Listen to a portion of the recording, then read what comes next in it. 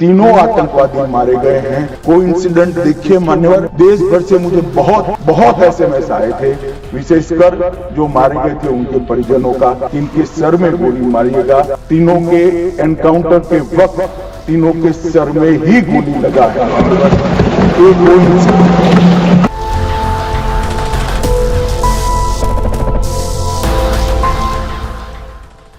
माननीय गृह मंत्री जी,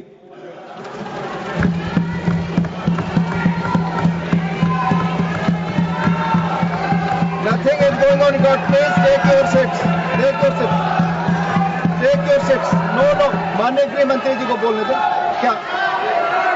Please. माननीय सभापति जी, Please.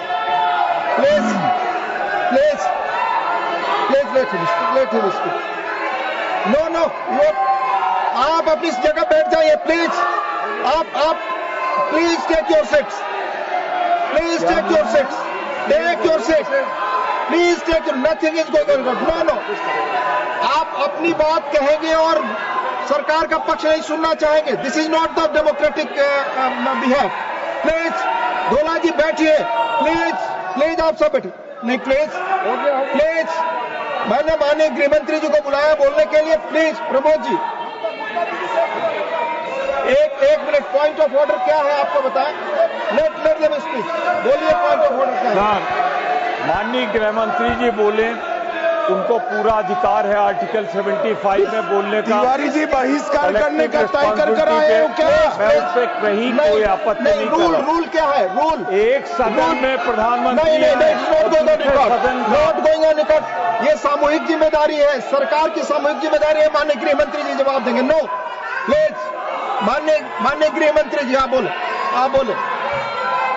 सही नहीं है। Please go back to your seats. Go back to your seats. Sushmita ji please go back to your seats. Go back to your seats please. माननीय गृह मंत्री जी बोले। सभापति महोदय, सिर्फ माननीय गृह मंत्री जी की बात हो जाएगी। आपका आचरण असंसदीय है। में पाकिस्तानी आतंकवादियों द्वारा जो नृशंस हमला हुआ और उसके जवाब में भारत सरकार ने और भारत की सेनाओं ने जो मजबूत जवाब पाकिस्तान के आतंकवादी ग्रुप्स को और पाकिस्तान को स्वयं को दिया, ऑपरेशन सिंदूर के माध्यम से, उसका पर सदन में चर्चा पर मैं हिस्सा लेने के लिए खड़ा हूं।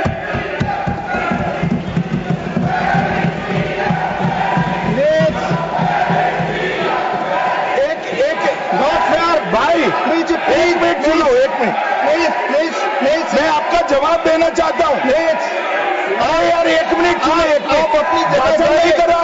प्लीज दिस इज माननीय अध्यक्ष से पूछ रहे पीएम कहा है, इसका जवाब दे रहा हूं। एक मिनट सुनो भाई, आपकी जो डिमांड है उसी का जवाब दे रहा हूं। माननीय अध्यक्ष जी, पीएम साहब इनकी ऑफिस में ही है। उनको ज्यादा सुनने का शौक है क्या? भाई मेरे से निपट रहा है, काहे को प्रधानमंत्री जी को बुला रहे हो? और तकलीफ होगी।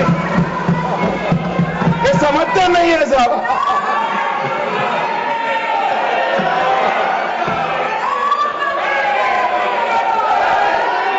माननीय सभापति जी, सबसे पहले पहलगांव हमले में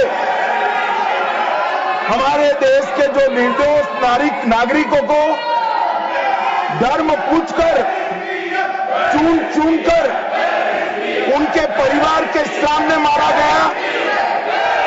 मैं उन सभी दिवंगत नागरिकों के परिवार के साथ मेरी संवेदना व्यक्त करता हूं। जब ऑपरेशन सिंदूर के बाद पाकिस्तान ने गोलीबारी करी, वो गोलीबारी में कुछ नागरिक हताहत हुए। वो नागरिकों के परिवारजनों के प्रति भी मैं गहरी संवेदना व्यक्त करना चाहता हूं। माननीय अध्यक्ष जी, ऑपरेशन सिंदूर, ऑपरेशन महादेव, ये दोनों के लिए जिन सुरक्षा बलों ने भारत का सम्मान बढ़ाया है, वो सभी को मैं हृदय पूर्वक बहुत बहुत साधुवाद देना चाहता हूं। मैं सम्माननीय प्रधानमंत्री जी को भी बहुत बहुत अभिनंदन करना चाहता हूं कि इन्होंने देश की 140 करोड़ की जनता की जो इच्छा थी, उसका प्रतिघोष करते हुए सटीक जवाब देने की दृढ़ राजनीतिक इच्छा शक्ति बताई। इसके लिए मैं सम्माननीय प्रधानमंत्री जी को भी अभिनंदन करना चाहता हूं। मान्यवर, सबसे पहले मैं ऑपरेशन महादेव के बारे में बताना चाहता हूं। मान्यवर, परसों ही प्लीज कश्मीर में प्लीज आपको माननीय नेता प्रतिपक्ष सबने सुना, ये सही आचरण नहीं है आप सबका। Please go back your seats. No माननीय गृह मंत्री जी आप बोले। नहीं, खड़गे जी कुछ कहना चाहते हैं तो 1 मिनट के लिए बताने दीजिए। बताएं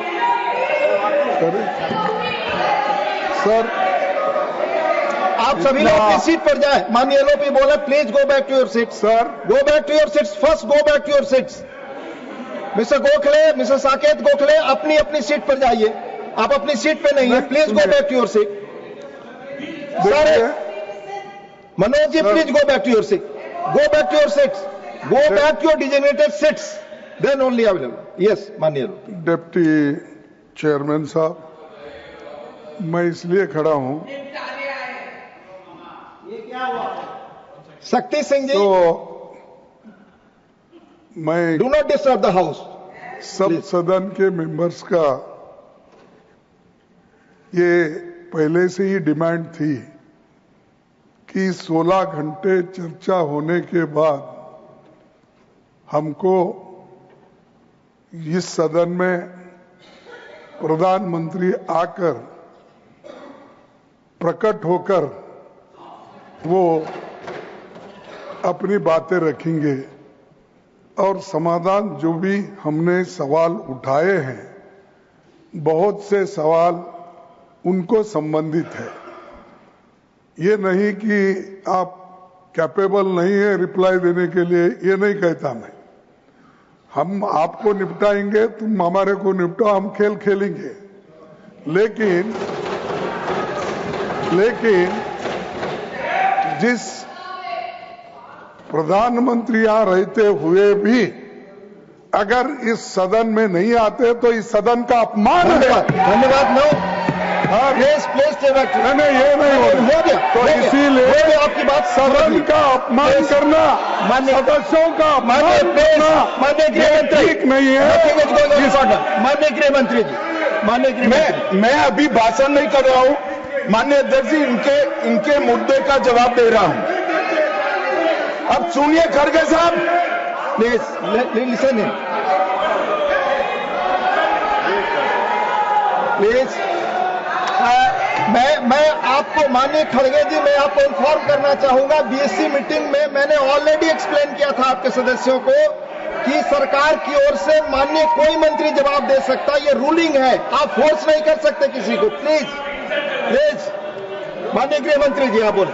और मान्यवर खड़गे साहब उठा रहे हैं ज्यादातर महत्वपूर्ण मुद्दों पर कांग्रेस पार्टी खड़गे साहब को बोलने नहीं देती है, पीछे से सारे को खड़े करती है और वो ये मुद्दा उठा रहे हैं।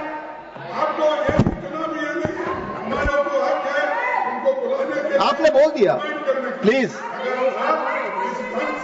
Please please please let him speak. आपको मौका मिला, आपने बोला। पार्शल सर आप जज का काम कर, लेकिन आप हर बात को टोकते रहते हो। नहीं, आपको मौका दिया, बोला अगर आपने, ये प्लीज। हम क्या यहाँ खेलने आए क्या? आपने को मौका दिया, आपने बोला अपनी हमारे बात रखा, पास मैंने भी है। बताया कि मैंने और हर PCC एक मीटिंग में क्या स्पष्ट किया जो था। आपने बात की, प्रधानमंत्री की बात की, इधर आपका स्टेटमेंट, इसका काउंटर भी लाया हूं मैं। I read the ruling, you have not listened, Mr. प्रधानमंत्री को यहाँ माने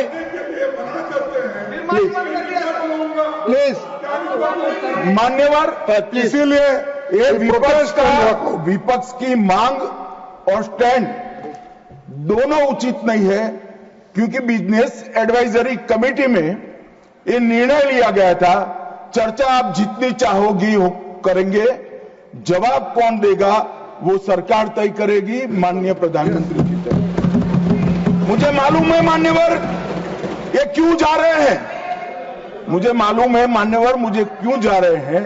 वो इसलिए जा रहे हैं कि इतने सालों तक वोट बैंक प्रोटेक्ट करने के लिए, आतंकवाद को रोकने के लिए इन्होंने कुछ नहीं किया। ये डिबेटें सुनी ही नहीं सकते, ये जवाब है सुनिए।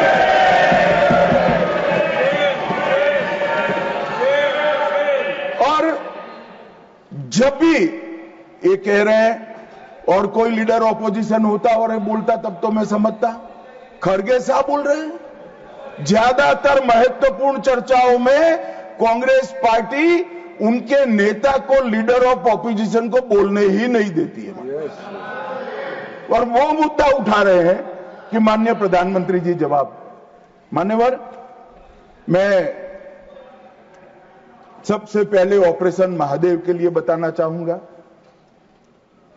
परसों ही बहुत लंबे समय से चल रहे हुए एक ऑपरेशन का अंत आया, और वो ऑपरेशन के तहत 3 आतंकवादी, सुलेमान उर्फे फैजल जट, अफगान और जिब्रान, वो तीनों हमारी सुरक्षा बलों ने इनको मौत के घाट उतारा।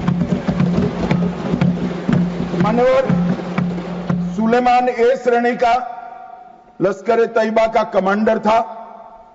उसने पहलगांव हमले में उसकी ही राइफल से गोलियां चली थी, गगनगिर में भी उसकी राइफल से गोलियां चली थी, और उसको हमारे सुरक्षा बलों ने कश्मीर छोड़कर पाकिस्तान भागने नहीं दिया। अफगान भी ए ग्रेड का लश्कर तैयबा का कमांडर था, और जिब्रान भी उच्च आला दर्जे का लश्कर तैयबा का आतंकवादी था। मान्यवर, इससे स्पष्ट हो गया है कि ये आतंकवादी हमले में लश्कर तैयबा का हाथ था, इसके इशारे पर ही ये घटना हुई थी। और साहब देखिए, प्रधानमंत्री जी ने सेना को जो हुक्म दिया ऑपरेशन सिंदूर में, मैं बाद में बताऊंगा, उसने लश्कर तैयबा के हेडक्वार्टर को छिन्न विछिन्न कर दिया। इनको भेजने वाले भी मारे गए, और जिन्होंने गोली चलाई थी वो भी मारे गए। एक प्रकार से ऑपरेशन महादेव और ऑपरेशन सिंदूर दो इकट्ठा होता है तो दुनिया के सभी आतंकवादी हमलों में सबसे सटीक, सख्त और त्वरित जवाब माननीय प्रधानमंत्री के नेतृत्व में भारत के सुरक्षा बलों ने दिया। लश्कर तैयबा का आप सभी जानते हैं कि एक प्रतिबंधित संगठन है। कुछ ही समय के बाद इनके एक आउटफिट टीआरएफ ने जिम्मेदारी ली कि हमने ये निर्दोष नागरिकों को मौत के घाट उतारा है। मान्यवर, उसी दिन मैं वहां पहुंच गया था। सुरक्षा रिव्यू की मीटिंग हुई थी, और सुरक्षा रिव्यू की मीटिंग में तय हुआ था कि आप जल्दी से जल्दी इनको पकड़िए, मगर उससे भी जल्दी ये लोग देश छोड़कर पाकिस्तान न भाग जाए इसकी चिंता करिए। इसलिए 100 दिन के बाद भी वो उपलब्ध मिले और मारे गए। मान्यवर, उनके पास से 3 राइफलें बरामद हुई। एक 19M4 कार्बाइन अमेरिकन राइफल है और 2 AK-47 राइफल है। जिस दिन पहलगांव में घटना हुई, हमारे निर्दोष नागरिकों को मारा गया, उस दिन वहां से NIA ने खाली कारतूसों को कब्जे लिया था। इनके मारे जाने के पहले ही वो खाली कारतूसों का फॉरेंसिक साइंस लेबोरेटरी में एक प्रकार से इसकी जन्म कुंडली निकाली थी कि कौन सी राइफल से चले हैं। और जब ये मारे गए, इनके पास से भी जो राइफलें मिली, फॉरेंसिक साइंस लेबोरेटरी में चंडीगढ़ में रात को फॉरेंसिक टेस्टिंग कर 100% मिलान हुआ है कि इन्हीं 3 राइफलों का उपयोग किया गया था, जिसमें से 44 कारतूस AK-19M4 के थे और 25 कारतूस AK-47 राइफल के थे। इसलिए अब कोई बहस भी नहीं बची है, कोई शको शुबह भी नहीं बचा है कि इन्होंने मारा था या नहीं था। NIA ने बहुत विगत जांच करी है मान्यवर, लगभग 1055 लोगों के स्टेटमेंट लिए हैं। इसके आधार पर इनके रेखाचित्र भी बनाए गए। उसके बाद ट्रैकिंग करते हुए 2 दिन जिन्होंने इनको आसरा दिया था, वो ढोंक के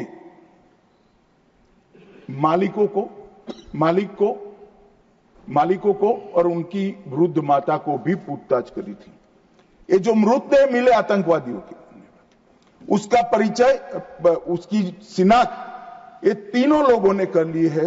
ये तीनों लोगों ने कहा है कि यही आतंकवादी है जो 21 तारीख को हमारे ढोंक में रुके थे और हमसे खाना लेकर गए थे। तो एक और सबूत हमारे पास आ चुका है। चेहरे का मिलान भी कैमरे के माध्यम से बहुत अच्छे तरीके से संतोषजनक रीत से हुआ है।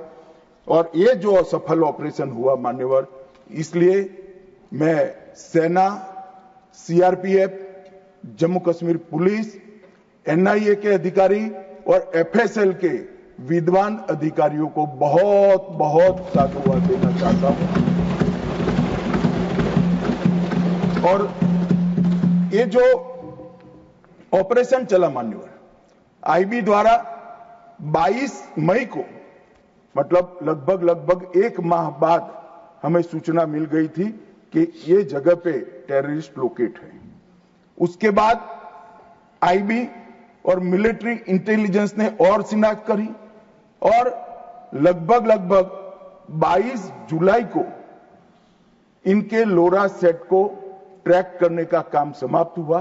एग्जैक्ट पिन पॉइंटेड लोकेशन को आइडेंटिफाई किया गया और फिर एक मीटिंग 4 पैरा, CRPF और जम्मू कश्मीर पुलिस तीनों के अफसरों की हुई और स्ट्राइक किया गया। तीनों आतंकवादी मारे गए हैं।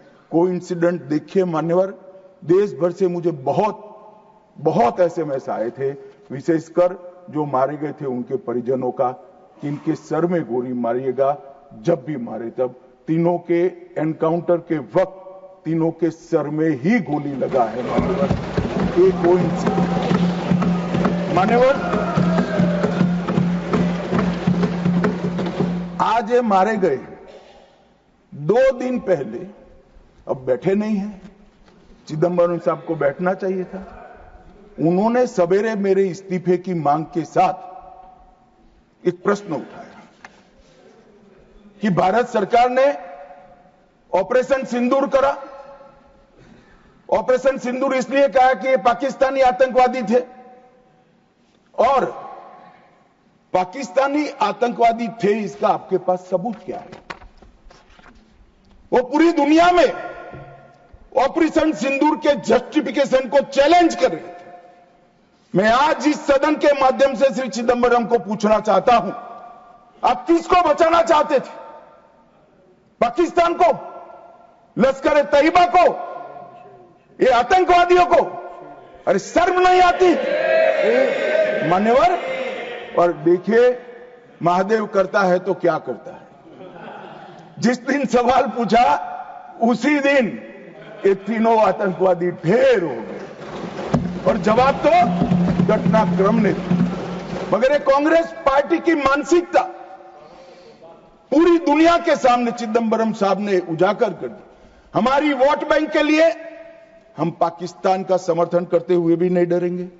हमारी वोट बैंक के लिए लश्कर तोयबा को बचाने से भी हम नहीं डरेंगे और हमारी वोट बैंक के लिए आतंकवादियों को शेल्टर देते हुए, शाब्दिक शेल्टर देते हुए भी हम नहीं डरेंगे। मान्यवर, ये कांग्रेस की मानसिकता है। और अभी अभी पृथ्वीराज चौहान साहब का इंटरव्यू आ गया। उन्होंने कहा ऑपरेशन का नाम धर्म के आधार पर रखने के अलावा इनको कुछ नहीं आता है। मान्यवर, कांग्रेस पार्टी बैठी नहीं है, उनको मालूम नहीं है हर हर महादेव सिर्फ धर्म का नारा नहीं है। शिवाजी महाराज ने जो मुगलों के खिलाफ लड़ाई लड़ी, स्वतंत्रता की लड़ाई लड़ी और शिवाजी महाराज की सेना का युद्ध घोष था हर हर महादेव। और ये प्रतीक है, ये प्रतीक है हर प्रकार के भारत पर के हमले का, भारत की संप्रभुता पर हमले का और भारत की सीमाओं पर अतिक्रमण के जवाब देने का।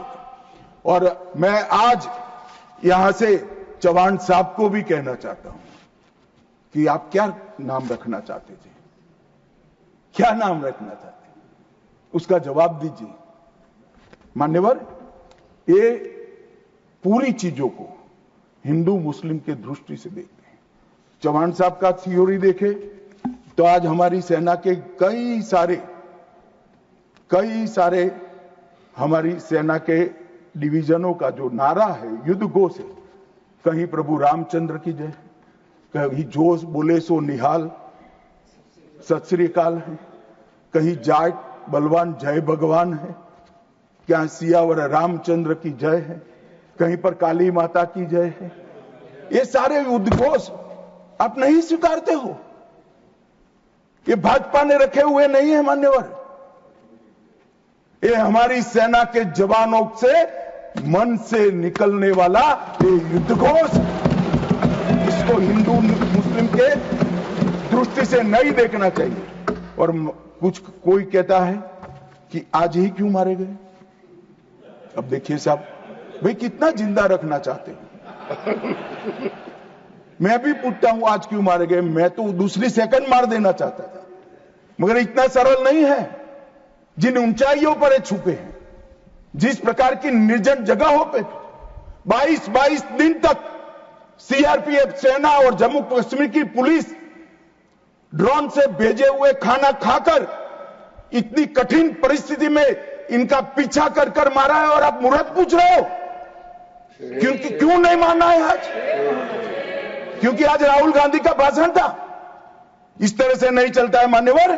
पूरे देश की जनता कांग्रेस पार्टी को देख रही है। इनकी प्रायोरिटी देश की सुरक्षा नहीं है, राजनीति है। उनकी प्रायोरिटी आतंकवाद को समाप्त करना नहीं है, अपनी वोट बैंक है। उनकी प्रायोरिटी हमारी सीमा की सुरक्षा नहीं है, उनका सेक्युलर और अपीसमेंट का पॉलिटिक्स है मान्यवर। मगर हम इससे इत्तेफाक नहीं रखते हैं मान्यवर। आज मैं ऑपरेशन सिंदूर के बारे में भी बताना चाहता हूं। 22 अप्रैल को हमला हुआ। 22 अप्रैल को ही मेरी प्रधानमंत्री जी से बात हुई। वो विदेश थे। लगभग 2-2:30 बजे के सुमार पे बात हुई। मैं शाम होने से पहले ही श्रीनगर पहुंच गया था। दूसरे दिन सुबह सुरक्षा बैठक उसी रात को कर दूसरे दिन सुबह जहां मृतदेह थे वहां जाकर उनको श्रद्धांजलि देने के लिए गया।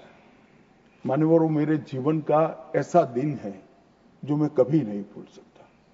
एक 6 दिन की शादी, एक बच्ची ने जिसकी शादी को 6 दिन हुए हैं, वो विधवा होकर हमें पूछती थी कब इसका बदला लिया जाएगा। मान्यवर, सब लोग क्षुब्ध थे। ना पानी पिया था, ना चाय पी थी, ना पीने की स्थिति थी।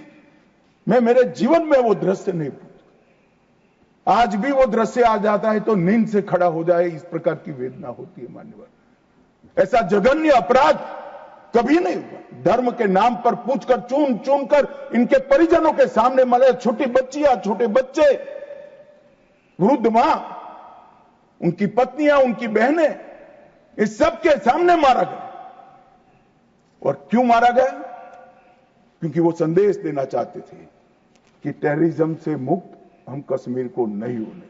मैं आज इस सदन से उनको संदेश देना चाहता हूं, जितना हो सके उतना प्रयास करना।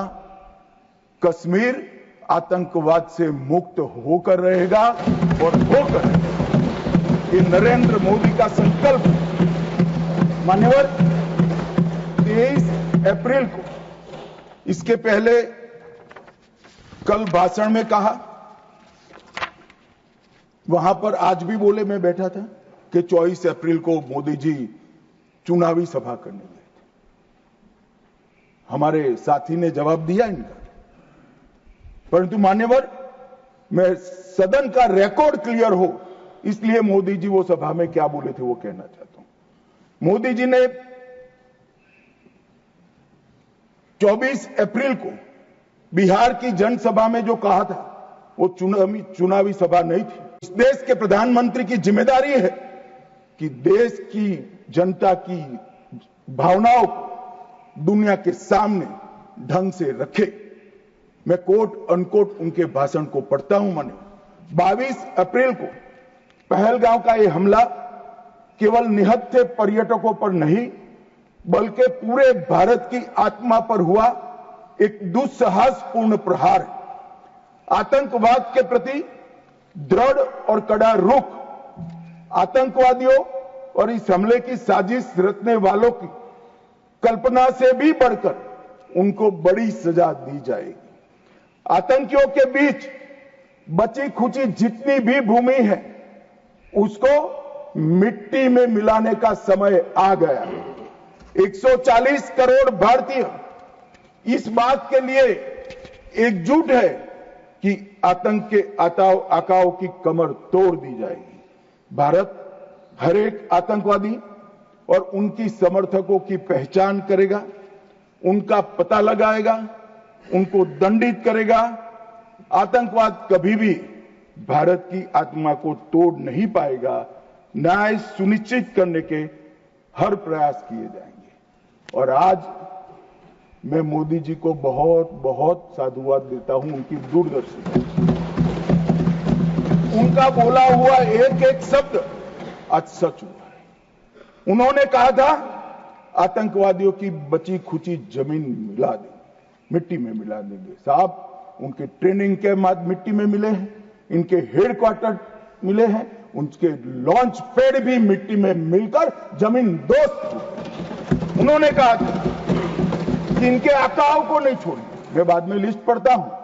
इनको भेजने वालों को भी हमारी सेनाओं ने मिट्टी में मिला दिया। उन्होंने कहा आतंकवादियों को भी नहीं छोड़ेंगे। ऑपरेशन महादेव ने वो तीनों आतंकवादियों को समाप्त कर दिया। मान्यवर, घेर कर। एक प्रकार से मोदी जी ने कहा हुआ वाक्य, हमारी सेना, हमारी वायुसेना, हमारी जल सेना और सभी पैरामिलिट्री फोर्स और जम्मू कश्मीर पुलिस ने उसको अपना कर्म का रास्ता बना दिया और कठोर दंड देने का काम किया है। मान्यवर, 23 अप्रैल को ही एक सीसीएस की मीटिंग बुलाई गई। सीसीएस की मीटिंग में कठोर संदेश देने का काम न केवल पाकिस्तान को, पूरी दुनिया को, कि भारत की सीमा और भारत की सेना, भारत के नागरिक और भारत की संप्रभुता इसके साथ खिलवाड़ नहीं करते, वरना परिणाम भुगतने पड़ते हैं। मानव उन्होंने तय किया सीसीएस की बैठक में 1960 की जवाहरलाल नेहरू के द्वारा की गई एक तरफा पाकिस्तान के फायदे वाली सिंधु जल संधि को तत्काल प्रभाव से रोक लिया था। मान्यवर, ऐतिहासिक फैसला है। हम सब वर्षों से मानते थे कि हिंदू जल संधि एक तरफा है, हमारा पानी 80% वहां नहीं जा सकता माननीय, और वहां तक कि वहां से गाद निकालने की भी परमिशन, उनकी कैनाल बनाने के पैसे भी भारत ने भेजे। और मान्यवर, ये पानी पर अधिकार है भारत के किसानों। कश्मीर, पंजाब, हरियाणा, राजस्थान और दिल्ली का पीने का पानी अब कुछ ही समय में सिंधु के माध्यम से राजस्थान तक पहुंचेगा। एकीकृत जांच चौकी अटारी की जो चल रही थी उसको हमने बंद कर दिया, सार्क वीजा समाप्त कर दिया, 24 घंटे में सारे पाकिस्तानी नागरिकों को हमने वापस भेजना शुरू कर दिया। नई दिल्ली स्थित पाकिस्तानी उच्चायोग में रक्षा, सैन्य, नौसेना और वायुसेना के सलाहकारों को अवांछित व्यक्ति घोषित किया गया और दोनों उच्चायोग में स्टाफ को कम करा दिया गया, 55 से घटकर 30 करा दिया। और सीसीएस ने संकल्प लिया कि भेजने वाले और कृत्य करने वाले दोनों को दंडित किया जाएगा। इसके लिए सेना को खुली छूट देने का काम सीसीएस ने। ये पूछ रहे थे कल क्या हुआ, कैसे हुआ। सीसीएस के फैसले जो है वो मीडिया में आए थे, मगर उनको पढ़ना नहीं है, क्योंकि सारे जो फैसले लिए वो उनके द्वारा किए हुए निर्णयों को रद्द करने के और उनकी नीतियों के खिलाफ जो निर्णय हुए वो है। मान्यवर, 30 अप्रैल को सशस्त्र बलों को ऑपरेशनल फ्रीडम देने का काम प्रधानमंत्री जी ने किया कि रक्षा मंत्रालय और सेना दोनों मिलकर तय करेंगे टारगेट क्या होगा, तरीका क्या होगा, स्थान क्या होगा और समय क्या होगा। और इसको हमारे सेना के जवानों ने इसको बहुत बखूबी निभाया। मान्यवर, मैं तीनों सेनाओं को इस सदन के इस चर्चा में बहुत बहुत सम्मान के साथ साधुवाद देना चाहता हूं। 7 मई को रात को 1:04 पर पाकिस्तान के 9 आतंकी अड्डों को ध्वस्त कर दिया। रक्षा मंत्री जी ने लोकसभा में बताया कम से कम 100 लोग मरे, 100 से ज्यादा मरे मगर कम से कम 100 मरे हैं। और मान्यवर, लश्कर तैयबा, जैसे मोहम्मद और हिजबुल मुजाहिदीन, ये तीनों के हेडक्वार्टर को ध्वस्त करने का काम नरेंद्र मोदी सरकार ने किया, हमारी सेनाओं ने। और मान्यवर, हमने तुरंत ही उनको सूचना दे दी थी।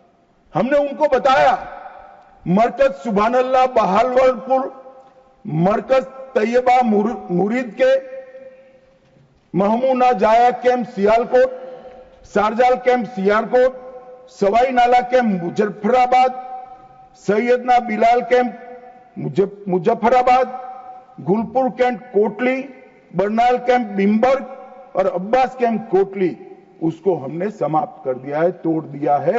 और ये हमारे आत्मरक्षा के अधिकारों को उपयोग करते हुए कहा है, हमारी कार्यवाही समाप्त हुई है। मैं बाद में आता हूं, ये पाक ऑक्यूपाई कश्मीर क्यों नहीं लिया, ये क्यों नहीं करा, वो क्यों नहीं करा। पहले तो वो सोचते थे कि कुछ ही नहीं होगा, हो गया तो ये क्यों नहीं हुआ। मैं कांग्रेस पार्टी को कहना चाहता हूं, पाक ऑक्यूपाई कश्मीर आपने दिया था, मगर लेने का काम भारतीय जनता पार्टी की सरकार ही करेगी और कोई नहीं। मान्यवर, हमने तो हमला किया था आतंकवादी अड्डों पर, उनके हेडक्वार्टर पर, उनके संगठनों पर, उनके ट्रेनिंग कैंप पर, उनके लॉन्चिंग पैड पर, और हमारे आतंकवाद के ऊपर ये हमले को पाकिस्तान अपने पर का हमला समझ बैठा। और उन्होंने 8 मई को अपने रिहायशी इलाकों पर गोलीबारी की। हमारे सेना के इंस्टॉलेशन पर मिसाइल छोड़े, ड्रोन फेंके, कोई पहुंच नहीं पाया। मगर नजदीक की सीमा में गोलीबारी से निर्दोष नागरिक जो घूम रहे थे वो हताहत हुए। मान्यवर, फिर भी भारत ने संयम रखा। उन्होंने गुरुद्वारा तोड़ा, हम कुछ नहीं बोले। उन्होंने मंदिर तोड़ा, कुछ नहीं बोले। भारत ने तय कर लिया कि हम इसका जवाब उनकी रक्षा की क्षमता को क्षीण करने के लिए, कम करने के लिए करें। और इसलिए 9 मई को भारत की सेना ने 11 एयरबेस को ध्वस्त कर दिया, इनके डिफेंस इंस्टॉलेशन और airbase. 8 airbase Nur Khan, Murid, Sargodha, Rafiqui, Rahim Yar Khan, Jacobabad, Sukkur, Bholari, 6 radar system Sukkur, Lahore, Arifwala, Chunian, Jacobabad और नयाचौर, और surface to air guided missiles की सिस्टम लाहौर और ओकारा की। पाकिस्तान ने हमले के बाद मान्यवर लड़ने की स्थिति में ही नहीं था। ये पूछ रहे हैं किसके कहने पर समाधान हुआ, किसके कहने पर समाधान हुआ? किसी के कहने पर समाधान नहीं हुआ। पाकिस्तान घुटनों के बल हमारे डीजीएमओ को फोन किया कि भाई बंद करो।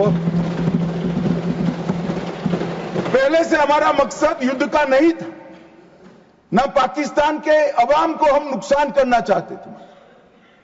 मोदी जी ने तुरंत कहा कि अगर पाकिस्तान रोकता है तो रोक लीजिए, और इसको भी राहुल गांधी आगे बढ़ा रहे हैं और पूछ रहे हैं। कुछ लोगों ने आशंका की कि कौन मरा वहां। मान्यवर, उनको मालूम नहीं है। उनके समय में जो जघन्य आपराधिक घटनाएं हुई, आतंकवादी घटनाएं हुई, वो घटना को घटाने वाले आतंकवादी हमें पूछते थे। मुझे तो कई लोगों ने पूछा कि भाई 90 दिन हुए क्या हुआ, 95 दिन हुए क्या हुआ, रोज 5 फोन आते थे। मगर उनके समय में जो बड़ी बड़ी आतंकवादी वारदातें हुई थी, मुंबई ट्रेन ब्लास्ट से लेकर मुंबई पर हमले की, उसके आरोपी आतंकवादी हमारे ऑपरेशन सिंदूर में मारे गए। मान्यवर, ऑपरेशन हाफिज मोहम्मद जमील जैसे मोहम्मद का प्रमुख, मौलाना मसूद का बड़ा बहनोई, मुदस्सर खादियान मरकज तैयबा का प्रभारी, मोहम्मद हमजा जमील जैम और ऑपरेटिव मसूद अजहर का भतीजा, मोहम्मद यूनुस अजहर जैसे मोहम्मद का अमीर, मोहम्मद हसन खान जैम ऑपरेटिव, मोहम्मद हसन वो गंभीर रूप से घायल हुए हैं, जैम का वास्तविक प्रमुख अब्दुल मलिक, खालिद अबू अक्स और नोमान मलिक, ये सारे इतने घायल हुए हैं कि अब कुछ कर नहीं सकते। मान्यवर, ये जो हमला हुआ वो उन्होंने इनके दिल पर हमला किया है, आतंकवाद के दिल पर पहली बार प्रहार किया है। मान्यवर, पहले भी हमने सर्जिकल स्ट्राइक करी, एयर स्ट्राइक करी। एक प्रकार से सर्जिकल स्ट्राइक और एयर स्ट्राइक दोनों पाक ऑक्यूपाई कश्मीर में थी। मेरे जैसे लोग तो मानते हैं कि हमारी भूमि पर ही हमने हमला किया था, क्योंकि पाक ऑक्यूपाई कश्मीर ये सदन के द्वारा स्वीकारा हुआ संकल्प है कि पाक ऑक्यूपाई कश्मीर भारत का है। मगर पहली बार पाकिस्तान की सरहद में जाकर हमारी सेना ने पराक्रम दिखाया है और आतंकवादियों के अड्डों को, उनके ट्रेनिंग कैंप को और उनके लॉन्चिंग पैड्स को खत्म करने का काम किया है। मान्यवर, ये चिदंबरम साहब कल भाषण में बोले कि ये नहीं कहा जा सकता कि ऑपरेशन सिंदूर निर्णायक था। चिदंबरम साहब यहां है नहीं, मगर मैं उनको जवाब देना जरूर चाहता हूं कि चिदंबरम साहब, अगर 65 की लड़ाई निर्णायक थी क्या, तो फिर टेररिज्म क्यों फैला? 71 की लड़ाई निर्णायक थी क्या, तो टेररिज्म क्यों फैला?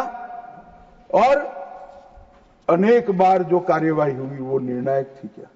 मान्यवर, जब तक दुश्मन या तो डर नहीं जाता या सुधर नहीं जाता, कभी निर्णायक अंत नहीं आएगा। मान्यवर, इतने सालों तक उनको डराने की, दंडित करने की कोई प्रक्रिया ही नहीं हुई। क्यों डरेंगे वो? हम तो डोजियर पर डोजियर भेजते रहे, कभी इनको जवाब नहीं दिया। नरेंद्र मोदी ने जवाब दिया मान्यवर, सर्जिकल स्ट्राइक करी, एयर स्ट्राइक करी और ऑपरेशन सिंदूर। खौफ पैदा हो गया है। मुझे मालूम नहीं, मेरे पास सूचना नहीं, रात को भी जब जाते होंगे स्वप्न में हमारी मिसाइल से दिखाई पड़ती होती। ये डर से ही शांति होती है, ये सुधरने वाले लोग नहीं है मान्यवर। मगर चिदंबरम साहब कहते हैं कि आतंकी पाकिस्तान से आए थे, इसका सबूत क्या है? चिदंबरम साहब, सबूत तो हमारी एजेंसियों ने ढूंढ लिया। अब आप क्या बोले थे, इस पर क्या बोलना चाहते हैं?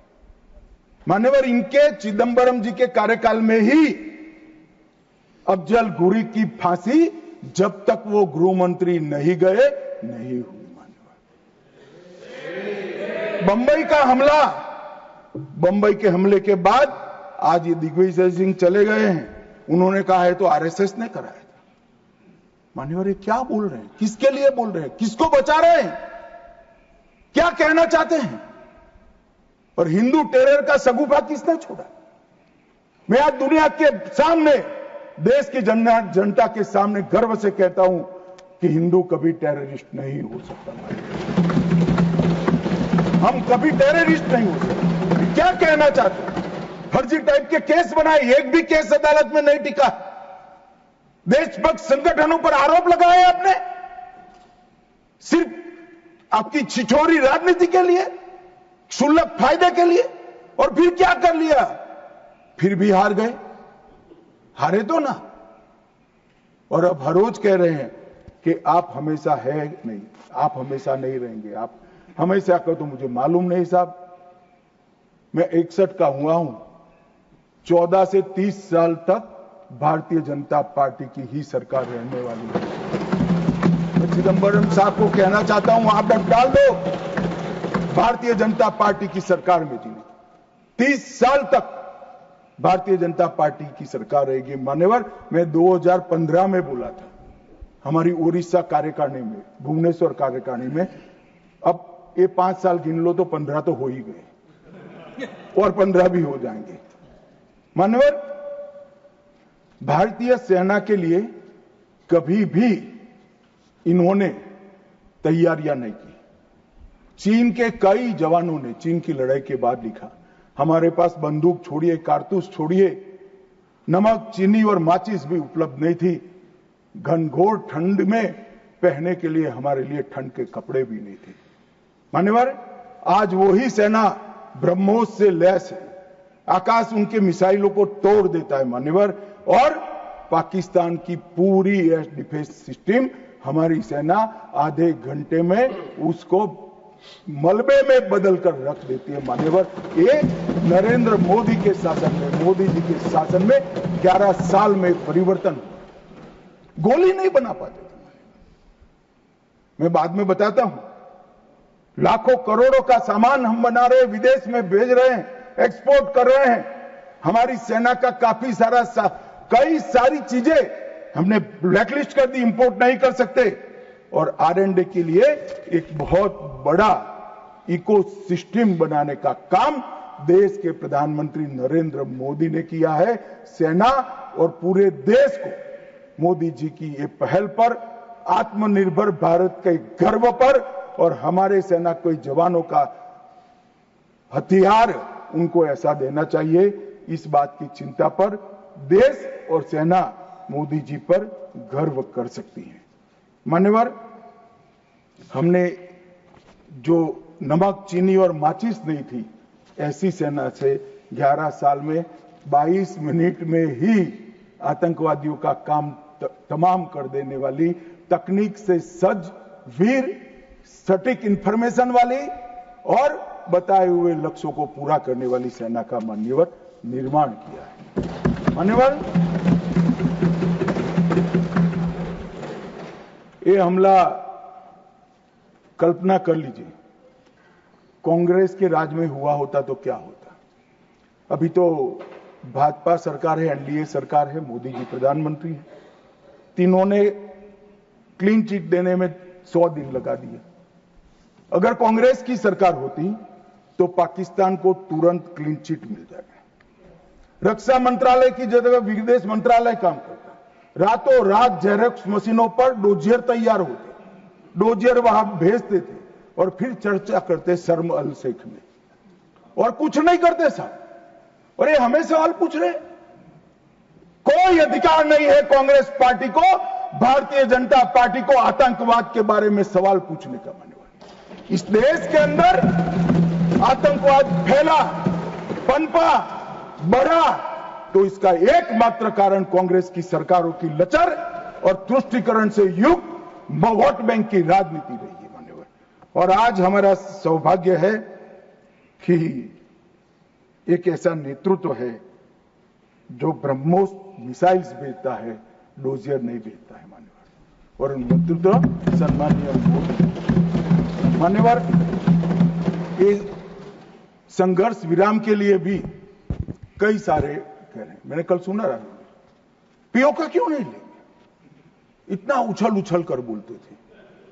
और ये यहां पर काफी विद्वान लोग बैठे हैं, इनको कुछ संसद की मर्यादा, संसद में बात करने का तरीका, मतलब वास्तविक चीजें बोलने की पद्धति कुछ नहीं सिखाते। मैं आज पूरे देश के सामने बात करना चाहता हूं। मान्यवर, ऑपरेशन सिंदूर युद्ध नहीं था।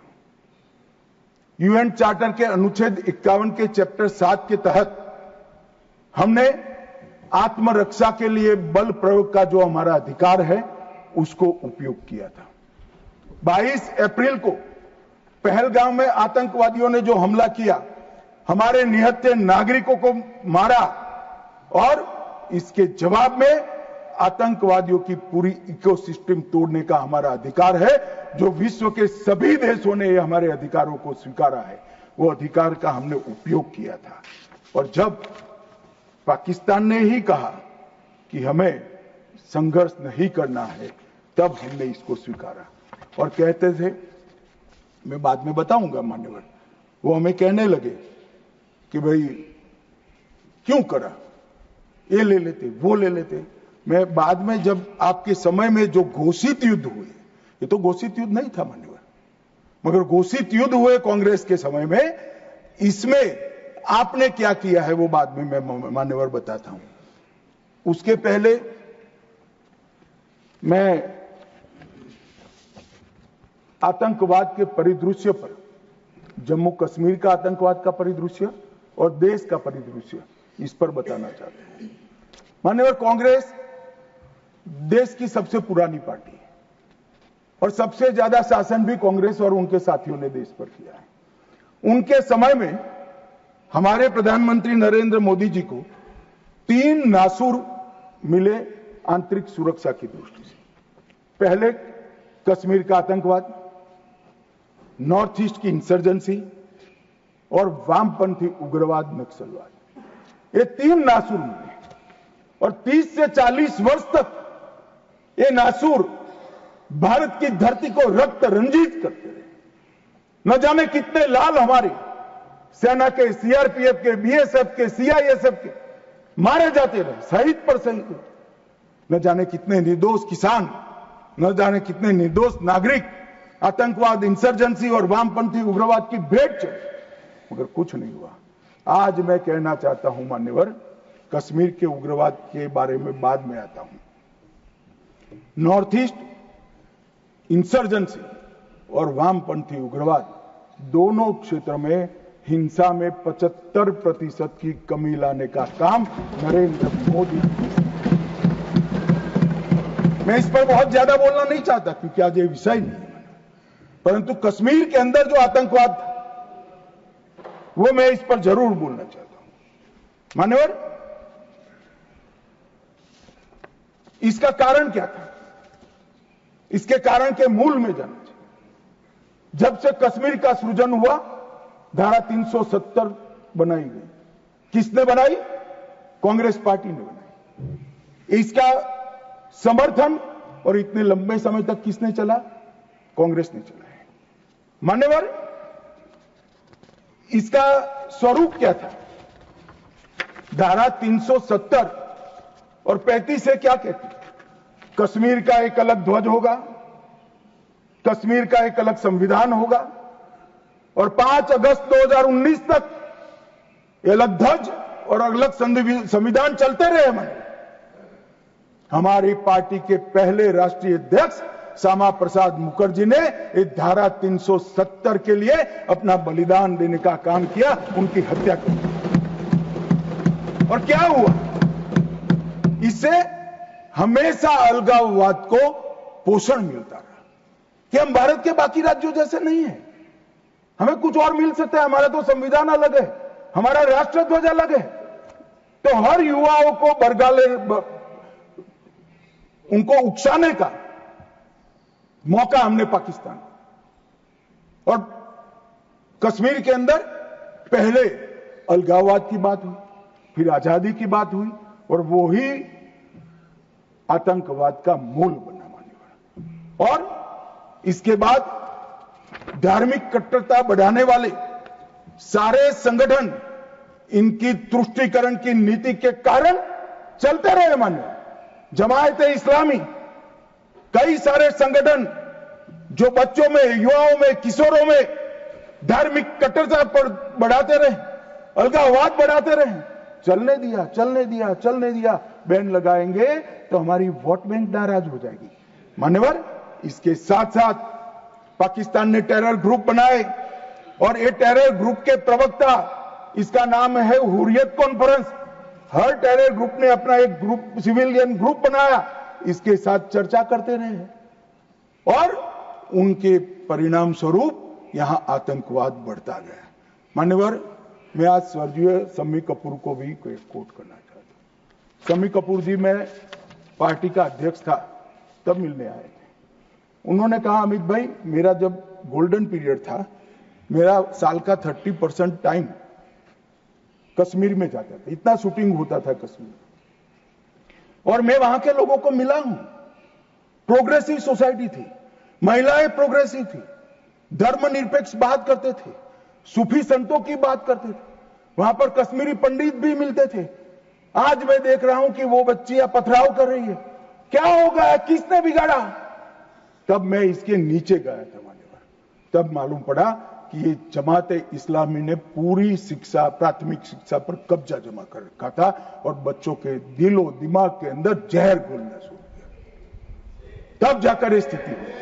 मगर कोई भी कभी भी ये कांग्रेस इसके मूल में नहीं गई और मान्यवर धीरे धीरे ये बढ़ता गया। मान्यवर नरेंद्र मोदी जी ने तय किया कि ऐसा नहीं चल सकता और 5 अगस्त 2019 को यही ऐतिहासिक सदन में धारा 370 और 35 समाप्त, और उसके बाद शुरू हुआ टेररिज्म को फैलाने वाले, अलगाववाद फैलाने वाले टेररिस्ट और इनकी इकोसिस्टम संपूर्ण सफाई का एक युग शुरू हुआ। मान्यवर, धारा 370 35 से हटाए गए, जीरो टेरर प्लान बना, एरिया डोमिनेशन की योजनाएं बनी, कैपेसिटी बिल्डिंग की योजनाएं बनी, मल्टी लेवल डिप्लॉयमेंट लगाया गया, तकनीक का उपयोग बढ़ाया गया, जेल प्रबंधन बढ़ाया गया, ड्रोन रोधी सिस्टम और गन तैनात किए गए। मान्यवर, हम सब ने देखा, देश की जनता ने देखा, कई आतंकवादी मारे गए, 10-10 हजार के जनाजे निकलते थे। मान्यवर, हमने कठोर निर्णय लिया, आतंक में लिप्त किसी भी व्यक्ति का जनाजा नहीं निकलेगा, जहां मरेंगे वही दफना दिया। और मान्यवर, इस वक्त कांग्रेस पार्टी ने विरोध किया था, फारूक अब्दुल्ला जी की पार्टी ने विरोध किया था। आतंकी समर्थन को चून चुनकर नौकरियों से निकाला गया, पासपोर्ट और गवर्नमेंट कॉन्ट्रैक्ट के हेतु इनको अघोषित किया गया। 75 पाकिस्तानी समर्थक सरकारी कर्मचारियों को ड्यू लीगल प्रोसेस से बर्खास्त करा दिया गया। बार काउंसिल सस्पेंड कर भारत के संविधान को मानने वाली बार काउंसिल प्रस्तापित की गई। यूएपीए अदालतों की स्थापना हुई और लगभग मई 22 से लेकर मई 25 तक 2267 प्रकरण यूएपीए के दर्ज हुए। इनकी पूरी टेरर फाइनेंस की इकोसिस्टम को ध्वंस किया। एनआईए और ईडी ने बहुत अच्छी कार्रवाई की, कई एसओपी बनाई गई और 347 संपत्तियों को जब्त कर दिया गया। एक और जमात इस्लामी और ऐसे संगठनों को हमने बंद करने का काम किया और दूसरी ओर मान्यवर इनकी इकोसिस्टम को भी हमने समाप्त कर दिया। मैं आज इस सदन के रिकॉर्ड के लिए बैन किए हुए संगठनों का लिस्ट पढ़ना चाहता हूं।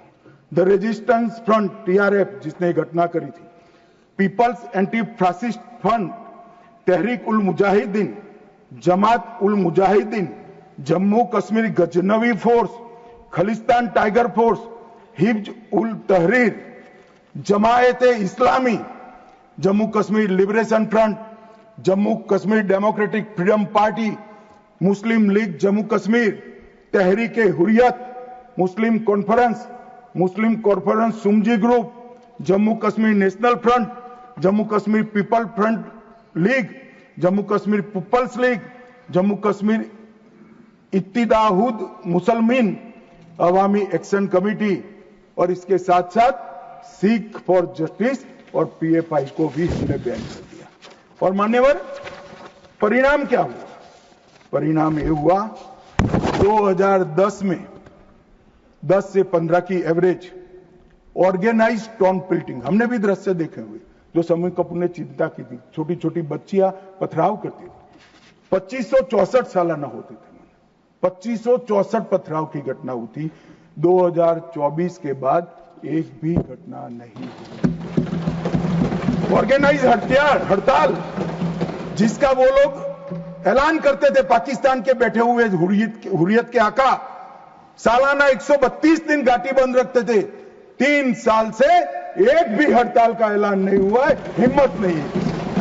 टाउन पेल्टिंग में नागरिकों की मृत्यु, 112 नागरिक मारे जाते थे, अब 0 मारे जाते हैं। सिक्योरिटी फोर्स का इंजर्ड, साल में 6235 सिक्योरिटी फोर्सेस इंजर्ड होती थी, अब 0 हो गई है। मान्यवर इसके साथ साथ ये पूछ रहे थे, अभी वो शिवसेना की सदस्य भी पूछ रहे, क्या आतंकवाद समाप्त हो गया? इतनी गहरी जड़ें कांग्रेस ने डाली है, समाप्त होने में बहुत देर लगेगी। हमारा प्रयास है जल्द से जल्द, परंतु मान्यवर आंकड़े में कहना चाहता हूं समाप्ति के कगार पर है। आपको पसंद नहीं आएगा मगर समाप्ति के कगार पर।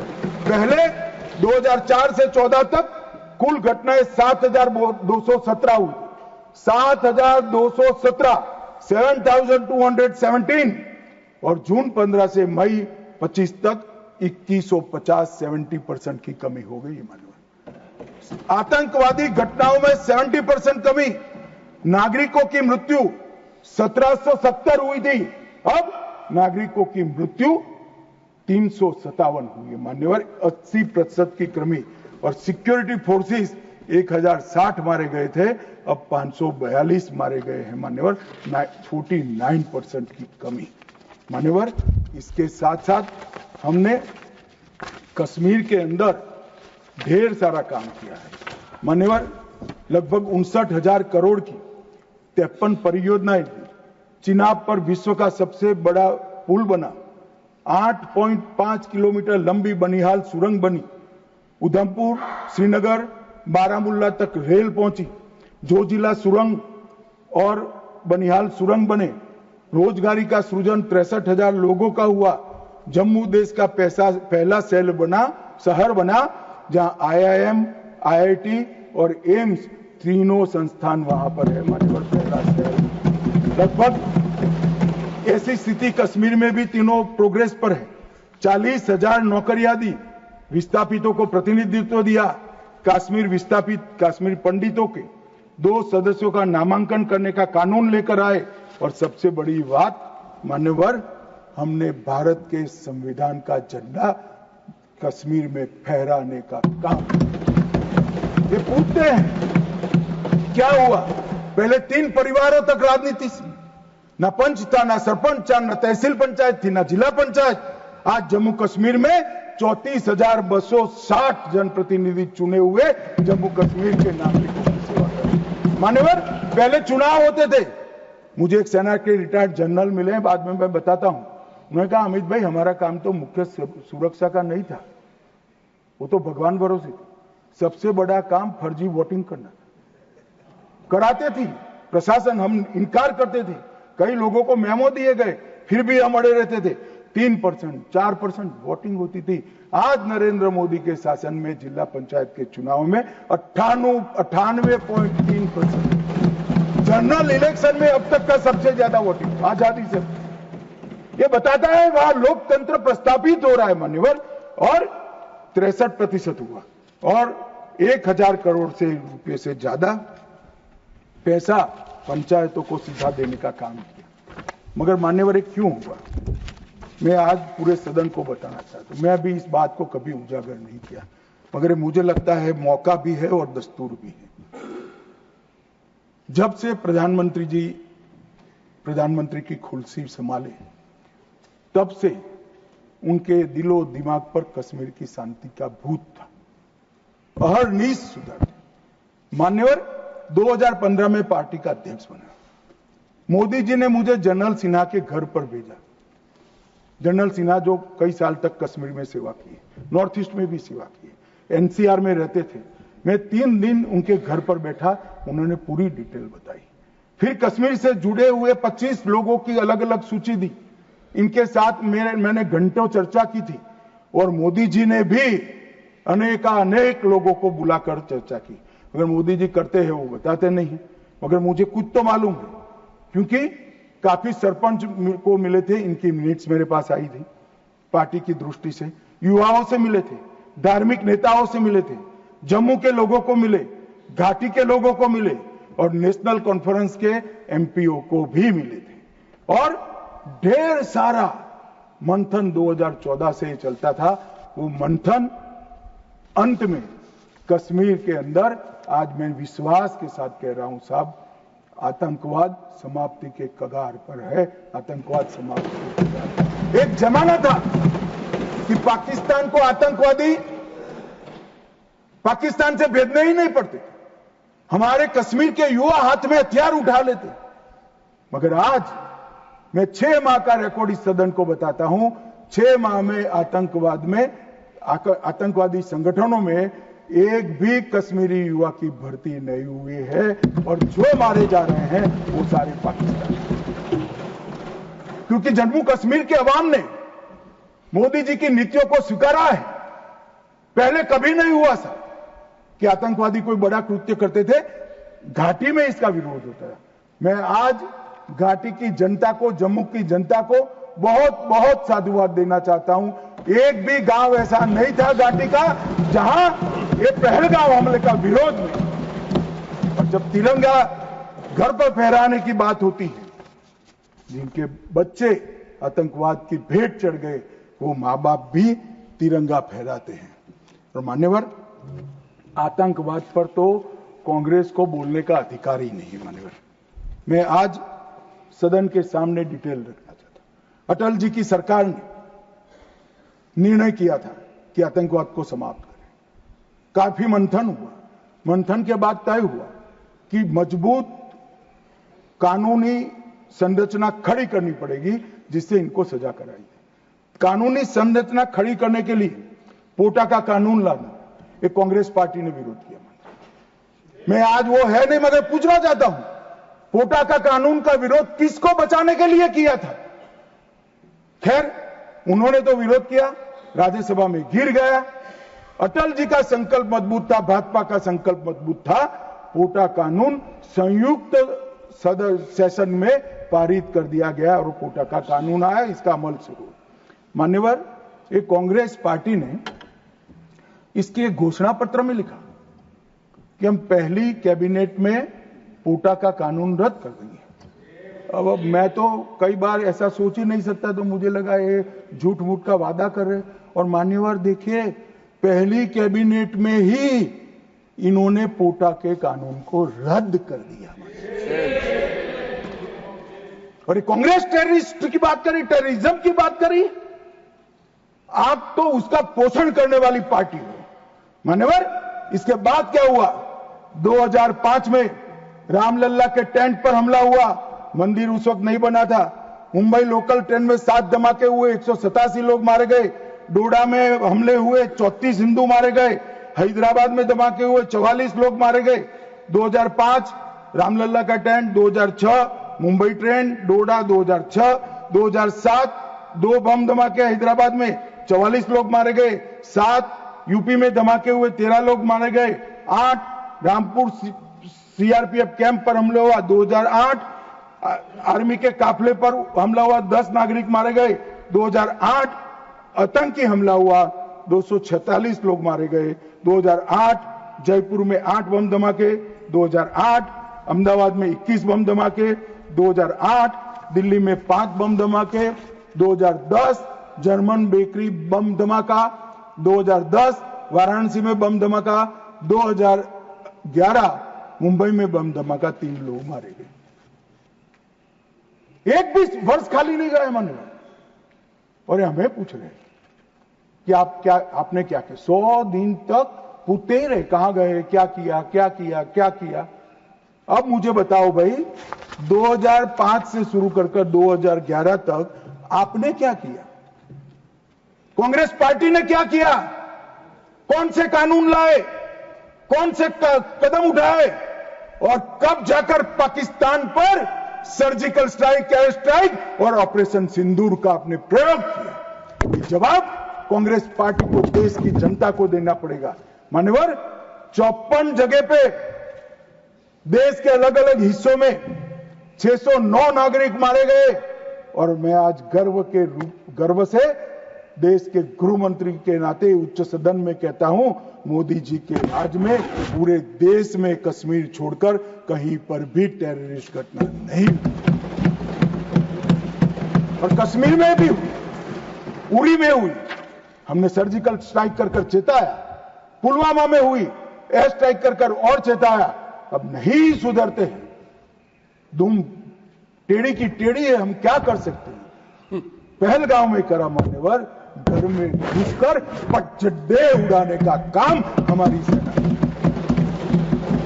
और मुझे तो कल सुबह ही किसी ने याद दिलाने के लिए, मेरी कॉन्स्टिट्यूएंसी से एक हमारी वरिष्ठ कार्यकर्ता है जिनकी उम्र 80 है, उन्होंने एक व्हाट्सएप भेजा था। उन्होंने कहा, अमित जरूर बोलना। अब मैं इतनी वरिष्ठ कार्यकर्ता की भावना को टाल नहीं सकता मान्यवर। उन्होंने एक व्हाट्सएप में वीडियो भेजा जिनमें सोनिया गांधी जी के घर से दौड़ते दौड़ते सलमान खुर्शीद जी आंसुओं से लहस बाहर आते, बाहर मैनेज मीडिया खड़ा है, उसके सामने कहते हैं कि सोनिया जी पूरी रात सो नहीं पाती है, इनके आंसू देखकर मेरी आंख से आंसू दिख रहे। ठीक है भाई, किस लिए आंसू बहाए? बाटला हाउस में वो पाकिस्तान प्रेरित आतंकवादी मारे गए, उसके लिए। अरे सोनिया जी, आंसू बहाना था तो बाटला हाउस एनकाउंटर में जो मोहन शर्मा शहीद हुआ, इसके लिए बहाते। आप किसको प्रोटेक्ट करें? मगर वोट बैंक का एक खेल। मुझे पूछते रहे साहब, 90 दिन तक भाग गए, आप क्या कर रहे हो? 25 दिन हो गए, 35 दिन हो गए, 40 दिन हो गए, सिंदूर इसका जवाब नहीं, आतंकवादी कहां गए? चलो भाई, ये तो भाजपा सरकार ने, सेना ने ठोक दिया, सीआरपीएफ ने ठोक दिया, हो गया हमारा काम। अब मैं पूछना चाहता हूं, दाऊद इब्राहिम जिसने मुंबई में सीरियल धमाके गए, किसके राज में भागे मान्यवर? कांग्रेस के राज में। सैयद सलाउद्दीन किसके राज में भागा? कांग्रेस के राज में। टाइगर मेमन किसके राज में भागा? कांग्रेस के। अनीस इब्राहिम किसके राज में भागा? रियाज भटकल किसके राज में भागा? कांग्रेस। इकबाल भटकर किसके राज में भागा? मिर्जा सादाब किसके राज में भागे? और इसका हिसाब कौन देगा? उनको मालूम था देना पड़ेगा साहब, इसलिए बहिष्कार करते। वो स्वयं भागे, आतंकवादियों को भगाया और वो भी भाग गए। और हमने मान्यवर 11 साल में यूएपीए में 2019 में अमेंडमेंट किया। इसके तहत, अमेंडमेंट के तहत 57 लोगों को आतंकवादी घोषित किया है। एनआईए का अमेंडमेंट किया, देश के बाहर जांच करने के हमने अधिकार लिए। एनएसए का हमने सख्त उपयोग किया। 370 को बैन किया, निरस्त कर दिया, पीएफआई को बैन किया, मैक को मजबूत किया, आईसीजेएस का हमने स्थापना किया, नफीस का स्थापना किया, पीएमएलए से टेरर फाइनेंसिंग को रोक दिया और नेट ग्रिड से माध्यम से पूरे देश के आतंकी संगठनों को एक कंप्यूटर की क्लिक पर लाकर रख दिया। मान्यवर, हमने पूरी इकोसिस्टम तैयार करी। और मान्यवर, ये जो कह रहे हैं, कल पूछ रहे थे कैसे आते हैं, मान्यवर मैं फिर से कहना चाहता हूं कि इतनी कठिन सरहद, कई जगह सुरंगें बनाते हैं और बना सकते हैं। मान्यवर, इसको रोकने के हम तकनीकी उपाय कर रहे हैं, कुछ समय में ही हो जाएगा। मगर कुछ नाले ऐसे हैं मान्यवर, वहां इतना बहाव होता है, वहां कोई चौकी नहीं लग सकती, चौकी बह जाएगी। वो घुस रहे हैं, मगर उन्होंने क्या स्टैंड लिया था? राहुल गांधी ने कहा, जब 2011 में हमला हुआ, उन्होंने कहा सभी आतंकी हमलों को रोकना संभव नहीं है। जवाहरलाल नेहरू ने कहा घुसपैठियों को कोई रोक ही नहीं सकता। मैं मानता हूं कि अभी भी पाकिस्तान कुछ आतंकी हमले कर पा रहा है, अभी भी कुछ घुसपैठ होती है, काफी कम हुआ है मान्यवर। मैं जिम्मेदारी के साथ बोलने वाला आदमी हूं, देश की जनता सुन रही है, काफी कुछ कम हुआ है, मगर हम कभी ऐसे हथियार नहीं डालते। मैं आज सदन के सामने कहना चाहता हूं, घुसपैठ और आतंकवादी घटनाओं को समाप्त करने के लिए नरेंद्र मोदी सरकार कृत निश्चयी दृढ़ता के साथ हमारा। मान्यवर, कल राहुल गांधी जी का मैंने स्टेटमेंट सुना, चीन के लिए प्रधानमंत्री क्यों नहीं बोलते, चीन के लिए नहीं बोलते, चीन के लिए नहीं बोलते। अब ये उनके सीनियर लोग हैं, उनका कोई ट्यूशन व्यूशन भी नहीं रखते। मान्यवर, कैसे बोलना चाहिए, क्या बोलना चाहिए, कुछ बोलते ही रहते हैं। मगर आपने जब चीन की लड़ाई समाप्त हुई तब क्या किया था? चीन की लड़ाई समाप्त हुई तब हमारा 38,000 वर्ग किलोमीटर हिस्सा चीन को, अक्साई चीन का देने का काम कांग्रेस पार्टी और आपके नाना जवाहरलाल नेहरू ने किया था। मान्यवर, 1955 में देश में बहुत कम लोग जानते हैं, और ये पूछ रहे हैं कि कल मुझे कहने लगे झूठ बोल रहे हैं, मैं आज चीज भी लेकर आया। मैं selected works of Jawaharlal Nehru series volume 29 पृष्ठ 231 पढ़ रहा हूं, जो नेहरू जी ने स्वयं संकलन करा है। इसके लेखक जवाहरलाल नेहरू स्वयं है। अनौपचारिक रूप से संयुक्त राज्य अमेरिका की ओर से सुझाव दिया गया कि चीन को संयुक्त राष्ट्र से तो संबंध किया जाए, यूएन में उसको मेंबरशिप दी जाए, परंतु उसको सुरक्षा परिषद में नहीं, और उसकी जगह भारत को देना चाहिए। साहब, कोई भी देश का प्रधानमंत्री होता, धन्यवाद करता और भारत सुरक्षा परिषद में मेंबर बन जाता। आज मोदी जी जो प्रयास करते थे, करने की जरूरत भी नहीं पड़ती, हमारे पास भी वीटो होता। परंतु इन्होंने क्या कहा, हम स्वीकार नहीं कर सकते। चीन जैसे महान देश को सुरक्षा परिषद में नहीं रखते हैं तो सुरक्षा परिषद के मायने ही नहीं रहते। ये मान्यवर कांग्रेस का चरित्र। कल हमें सवाल पूछे थे, और चलो नाना तो बहुत दूर की बात है। इन्होंने मान्यवर एक प्रकार से चीन के बारे में राजीव गांधी फाउंडेशन, जिसकी चेयरपर्सन उनकी माताजी थी, उससे एमओयू किया, चीन से पैसा लिया, हमने एफसीआरए का लाइसेंस यही बिना पर कानूनी तरीके से राजीव गांधी फाउंडेशन का एफसीआरए का लाइसेंस कैंसिल कर दिया।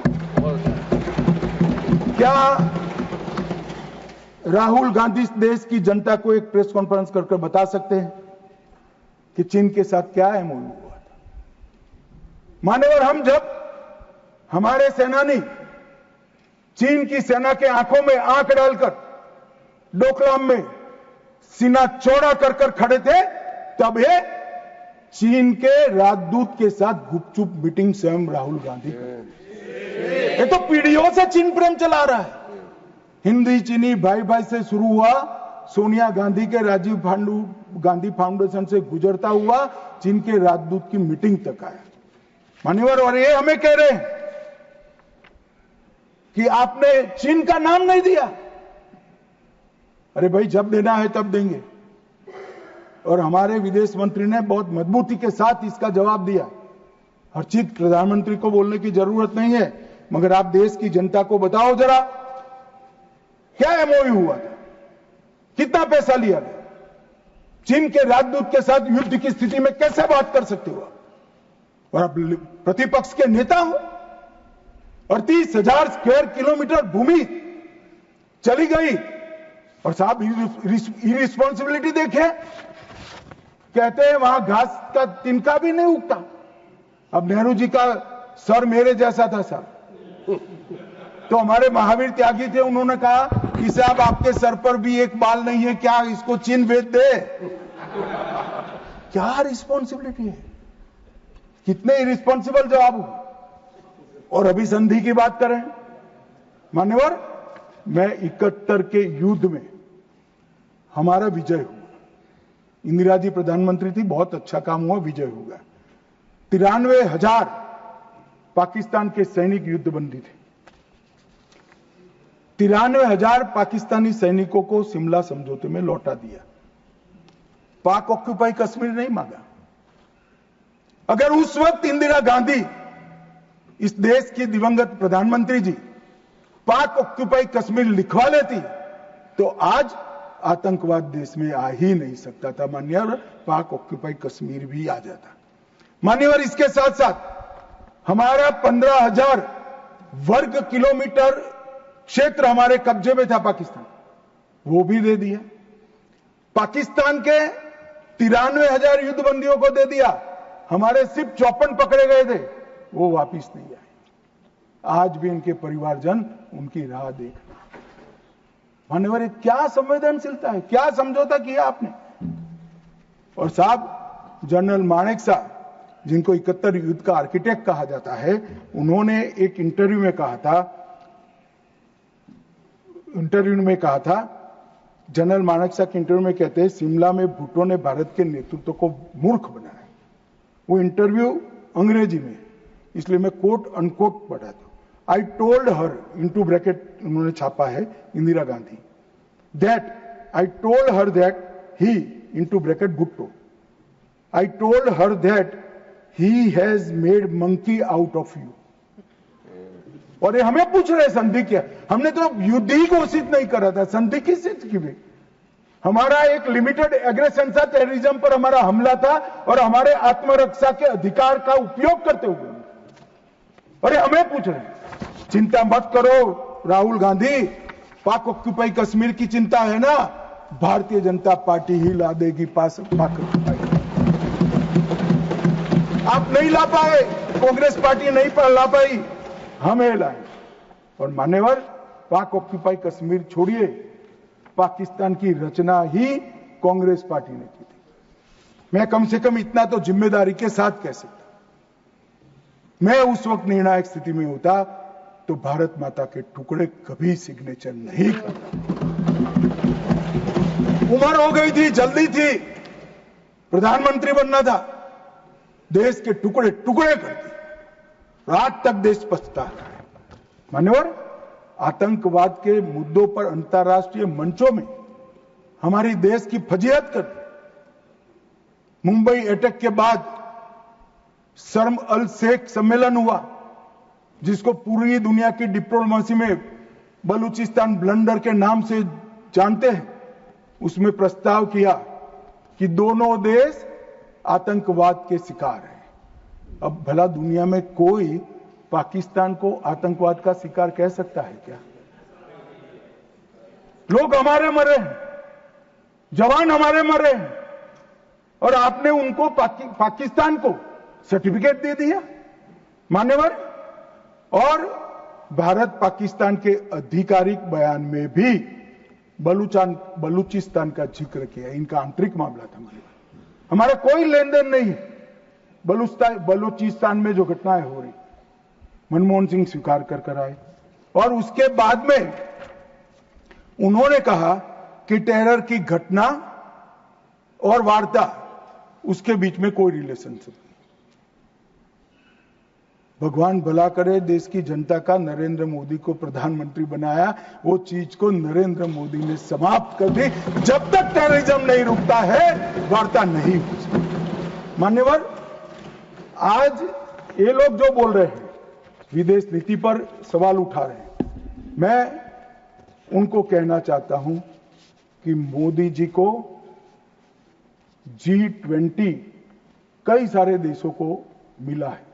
राजीव गांधी फाउंडेशन में एक स्टडी करा दो, हर देश में हुआ G20 और भारत में हुआ G20। हर देश की राजधानी में जाता है। मोदी जी G20 को हर राज्य में ले गए। हमारी संस्कृति, हमारी क्षमताएं, हमारा पावर, हमारा लोकतंत्र पूरी दुनिया के सामने रखने का काम नरेंद्र मोदी ने किया और पूरी दुनिया स्वीकार कर रही है कि पूरे अब तक के G20 सम्मेलन में सबसे सफल G20 सम्मेलन है। और मान्यवर, इसीलिए पूरी दुनिया में कई सारे राष्ट्राध्यक्ष है। मान्यवर, किसी भी देश के राष्ट्राध्यक्ष को 27 देशों का सर्वोच्च नागरिक सम्मान मिला। और ये विदेश नीति की बात है। 27 देश अपने सर्वोच्च नागरिक सम्मान से नरेंद्र मोदी को सम्मानित करते हैं। भाई साहब, ये सम्मान नरेंद्र मोदी जी का नहीं है, भारत के प्रधानमंत्री का है, भारत की 140 मोदी जी ने देश को सम्मान दिला है, देश की 140 करोड़ जनता को गौरवान्वित किया है। मोदी जी का नेतृत्व जो है, भावुक नहीं है। भावुक नेतृत्व होता है, वो रोने भी लगता है, कई बार शकम भी हो जाता है। मोदी जी का नेतृत्व संवेदनशील भी है, निर्णायक भी है और दृढ़ भी है। मैंने देखा है कोरोना 370 ऑपरेशन सिंदूर, ये सारा छोड़ दो। कोरोना में मैंने देखा है इससे बड़ी आफत इस सहस्त्राब्दी में भारत पर नहीं आई। अड़ीग होकर अपने रास्ते पर चलते रहे और जब कोरोना समाप्त हुआ, पूरी दुनिया ने कहा सबसे अच्छा प्रबंधन भारत ने किया।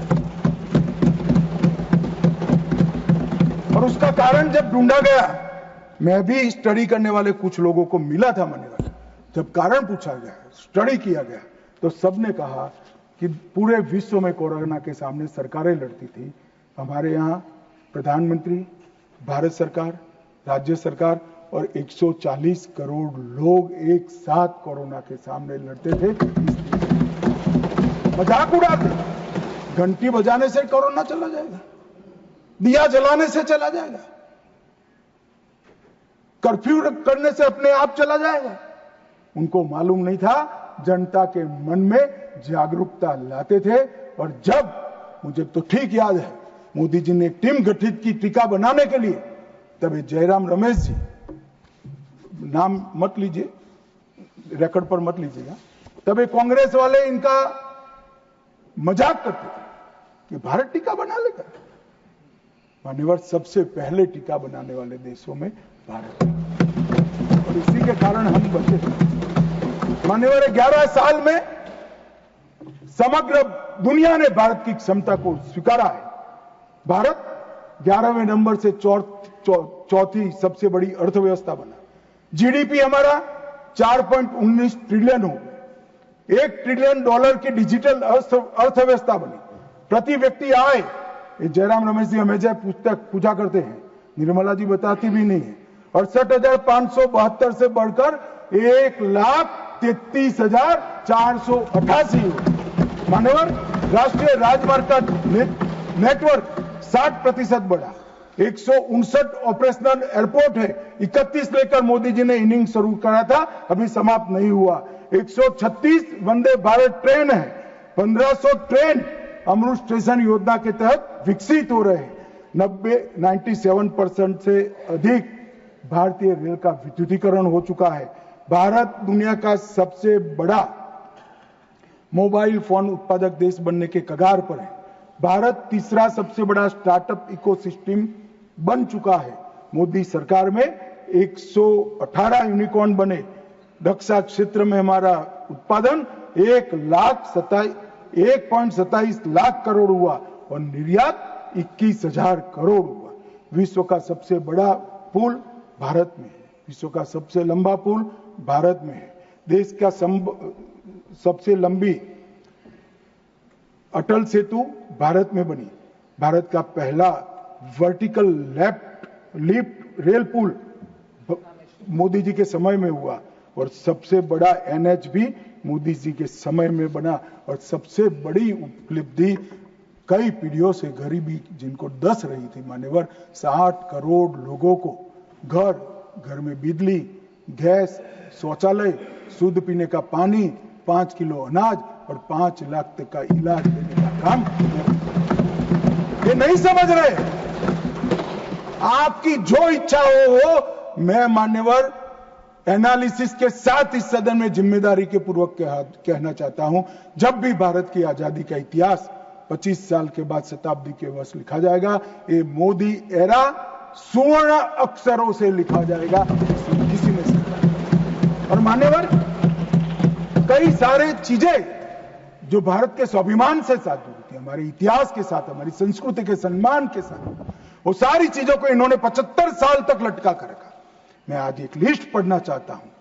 अचीवमेंट जो हुए, आर्थिक विकास हुआ है, प्रजा का आत्मगौरव उड़ा है।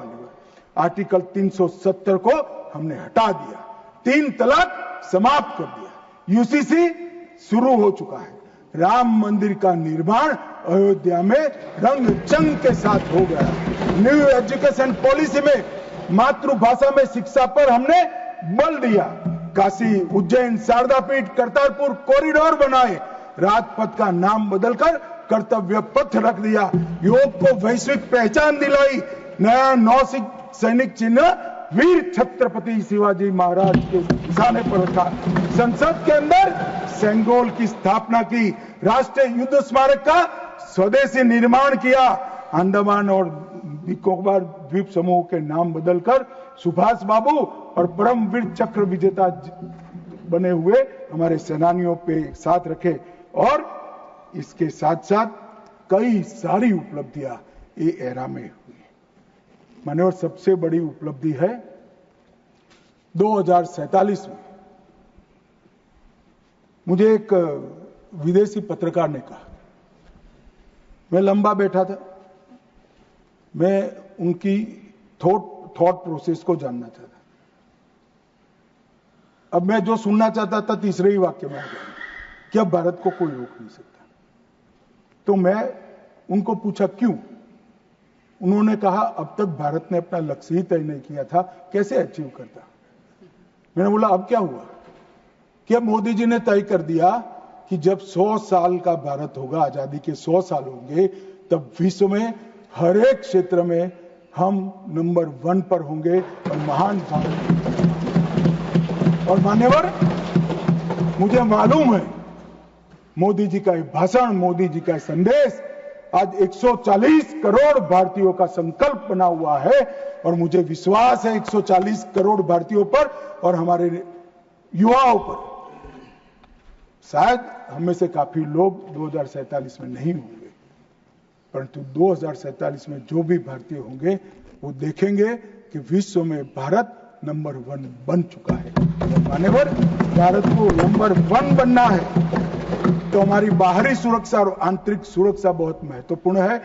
ऑपरेशन सिंदूर की चर्चा में मैं देश की जनता को कहना चाहता हूं, युद्ध होता है तो हमला वहां पर से भी होता है, यहां से पर से एक भी हमला ऐसा नहीं जाएगा जिसका जवाब दिया नहीं जाएगा और आतंकवाद को हम समाप्त कर रहेंगे। 31/3/26 को नक्सलवाद समाप्त हो जाएगा, इसमें किसी को शंका नहीं। अंत में जिन सदस्यों ने इसमें हिस्सा लिया है, बहुत सम्मान के साथ उनका धन्यवाद कर और फिर से एक बार ऑपरेशन महादेव में जिन्होंने हिस्सा लिया है वो सभी को पूरे सदन की ओर से और व्यक्तिगत मेरे रूप से बहुत बहुत साधुवाद देता हूं।